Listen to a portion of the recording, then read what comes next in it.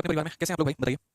अब पढ़ते हैं मेरे भाई बोर्ड एंड स्ट्रिंग और यहाँ पर शुरू करते हैं इस टॉपिक को। क्या कहा गया बोर्ड एंड स्ट्रिंग में, जरा देखते हैं। बोर्ड एंड स्ट्रिंग के बारे में हम शुरू करते हैं, सभी बातों को हम जानते हैं कैसे है क्या है। देखिए हमारा टॉपिक का नाम क्या है, तो हमारा टॉपिक का नाम है बोर्ड एंड स्ट्रिंग, नाव तथा धारा। इसमें हम क्या क्या पढ़ेंगे, कैसे पढ़ेंगे वो देखिए। यहाँ पर जो बोट है मेरे भाई, तो ये बोट भी हो सकता है और बोट के स्थान पर एक व्यक्ति भी हो सकता है जो नदी में तैराकी कर रहा हो, नदी में घूम रहा हो, टहल रहा हो, ठीक है, ऐसा समझ लीजिए। और स्ट्रिंग की जगह पे यहाँ धारा हो सकती है। अब कंडीशन हमारे दो बनते हैं कि या तो व्यक्ति हमारे धारा की दिशा में जाए या फिर व्यक्ति हमारे धारा के विपरीत दिशा में जाए, ठीक है। समझ रहे हैं मेरी बात को लेकर। यहाँ पे इसकी हमने शीट भी आप लोगों के लिए एप्लीकेशन पे अपलोड करवा लिया, आप देख लीजिएगा प्रॉपर तरीके से जो आपकी क्लासरूम शीट है।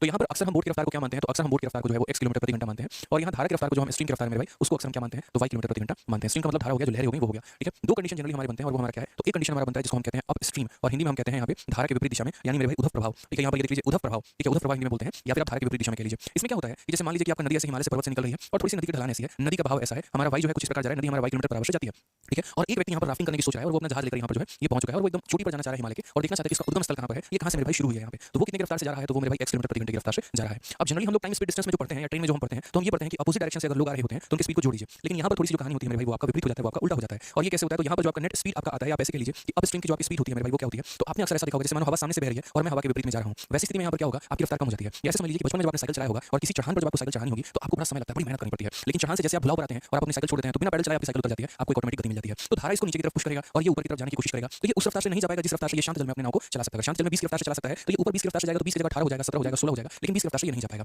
तो अब स्ट्रिंग की जो स्पीड होगी मेरे भाई क्या होगी, नाव की स्पीड माइनस धारा की स्पीड। अब बोलोगे सर पीछे ट्रेन वाले टॉपिक में उनमें हम प्लस क्यों करते थे, इसलिए क्योंकि वो रिलेटिव स्पीड का क्वेश्चन आता था, हमें लोगों को मिलाना होता था। यहाँ पर क्या है कि धारा इसको नीचे की तरफ ढकेल रही है और ये ऊपर की तरफ जा रहा है, तो घर्षण पैदा होगा, फ्रिक्शन होगा, जिससे चलते स्पीड क्या होगी, कम हो जाएगी। तो स्ट्रिंग की स्पीड x - y किलोमीटर बराबर हो जाएगी। अब यहाँ बात करते हैं दूसरा केस हमारा होता है जिसको हम इंग्लिश में डाउन स्ट्रीम कहते हैं, ठीक है। डाउन स्ट्रीम आप इसको ऐसे रिलेट भी कर सकते हो कीवर्ड के साथ। यहाँ पर अप का मतलब मुझे ऊपर की तरफ जाना है, हिमालय की तरफ जाना है, तो मेरी स्पीड कम होगी, और डाउन का मतलब जब हम ऊपर से ढलाव से नीचे की तरफ आते हैं, और जब ढलाव से नीचे की तरफ आते हैं तो हमारी रफ्तार क्या हो जाती है, ये हमारी रफ्तार जो है वो बढ़ जाती है, ठीक है। तो यहाँ पर क्या होगा, जैसे मान लीजिए कि धारा आपकी नीचे की तरफ बह रही है, धारा की रफ्तार कभी कितनी रहती है, तो y किलोमीटर पर आवर। और एकदम यहाँ से मेरा भाई जो एक नाव है वो भी अपना रफ्तार से आ रहा है और वो भी कितनी रफ्तार से आ रहा है, तो वो भी यहाँ पर जो है x किलोमीटर पर आवर की रफ्तार से आ रहा है। इसको हम बोलते हैं अनुप्रवाह। अनुप्रवाह का मतलब एकदम उसके अनुबंधन में है, एकदम उसी दिशा में जा रहा है जिस दिशा में हमारी धारा जा रही है। तो इस केस में हमारा जो स्पीड हो जाता है, जो रिलेटिव स्पीड हो जाता है, जो डाउन स्ट्रीम स्पीड हो जाता है, वो नाव का स्पीड प्लस धारा का स्पीड। जैसे मैंने कहा ना कि मान लीजिए आप साइकिल को 10 किलोमीटर प्रति घंटे की रफ्तार से चला रहे हैं और जब किसी पहाड़ से आप उसको उतारिए तो आपको 10 की जगह 20 रफ्तार या 30 रफ्तार मिलता है, ढलाव के कारण आपको गति मिल जाती है। तो वही बात यहाँ धारा इसको नीचे की तरफ लेके जाएगी और ये भी इसी दिशा में जाएगा, तो आपकी स्पीड क्या हो जाएगी, बढ़ जाएगी। जैसे जिस दिशा में आंधी बह रही है उस दिशा में आप मात्र चलना शुरू करिए, आंधी आपको इतने तेज पुश कर देगी कि आप भागना शुरू कर देंगे। अक्सर आपने भी बाहर में देखा कि जब पानी बह रहा था उसमें मेरे भाई अगर कोई गाड़ी थी तो अपने साथ वो भी भाग के लेके चला जाता था, यानी पानी अपने बहाव वाली गति को किसको देता था, तो गाड़ी को देता था, ठीक है। तो अब दूसरा नंबर पॉइंट नंबर 2 या कांसेप्ट नंबर 2 की बात आप कर लीजिए। यहाँ पे कांसेप्ट नंबर 2 हमारा क्या है, तो कांसेप्ट नंबर 2 मेरे भाई ये कहता है कि यदि आपका मेरे भाई, ठीक है, यदि आपका डाउन स्ट्रीम का जो स्पीड है, यदि आपका डाउन यानी अनुप्रवाह का जो आपका गति है वो आपका मेरे भाई हो जाएगा डी मान लेते हैं, और अप स्ट्रीम यानी उद्धव प्रभाव का जो आपका गति है मेरे भाई वो मान लीजिए यू दे दे आपको, ठीक है। अप स्ट्रीम का स्पीड दे दे, डाउन स्ट्रीम का स्पीड दे दे, तो आप नाव और धारा का जो गति है वो आप कैसे निकाल पाएंगे, वो नाव और धारा का मेरे भाई यहाँ पर गति है वो कैसे निकाल पाएंगे। तो आप यहाँ पर प्रूफ देखिए थोड़ा सा कि आप कैसे निकालेंगे, उसके बाद आपको चीजें जो है यहाँ पे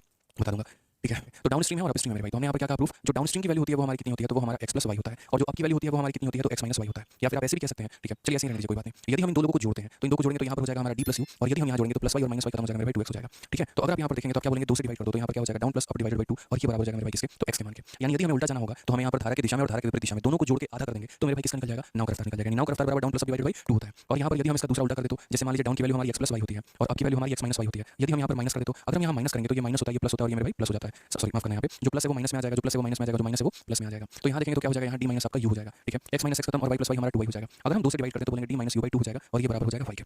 यानी आपने यहाँ पर क्या सीखा, तो आपने यहाँ पर ये सीखा कि अगर मुझे धारा की दिशा में और धारा के विपरीत दिशा में दोनों की गति हमें दी गई हो मेरे भाई, तो नाव की स्पीड निकालने के लिए दोनों को जोड़ के आधा करते हैं और धारा की गति को निकालने के लिए दोनों को घटा के आधा करते हैं। सीधा सीधा मेरे